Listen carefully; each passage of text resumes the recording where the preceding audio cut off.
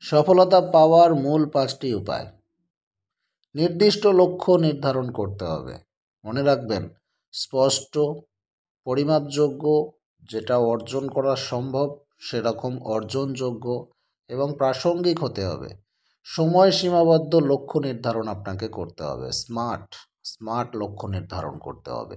আপনার লক্ষ্যটাকে আপনি লিখে রাখুন এবং সেটাকে নিয়মিত পর্যালোচনা করুন। তাহলে আপনার সেই লক্ষ্যকে অর্জন করার জন্য আপনার মধ্যে ইচ্ছাশক্তি তৈরি হবে। পরিকল্পনা এবং কাজ।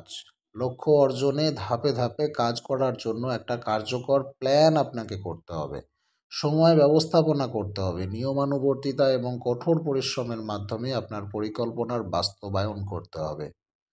শেখা এবং সেটাকে উন্নতি করা। নতুন দক্ষতা অর্জন, জ্ঞান বৃদ্ধি এবং নিজেকে চ্যালেঞ্জ করার মাধ্যমে ক্রমাগত শেখা এবং বিকশিত হওয়ার চেষ্টা করুন। ভুল থেকে শিক্ষা গ্রহণ করুন এবং নতুন সুযোগের জন্য উন্মুক্ত থাকুন। ইতিবাচক মনোভাব। ইতিবাচক চিন্তাভাবনা, নিজের প্রতি বিশ্বাস, দৃঢ়তা বজায় রাখুন। নেতিবাচক চিন্তাভাবনা এড়িয়ে চলুন এবং চ্যালেঞ্জের সময় ধৈর্য আপনাকে ধরতেই হবে। সহায়তা এবং সমর্থন।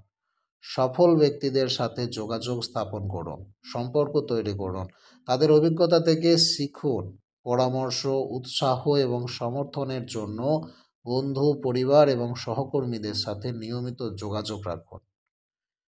মনে রাখবেন, আপনাকে স্বাস্থ্যকর জীবনধারা বজায় রাখতে হবে।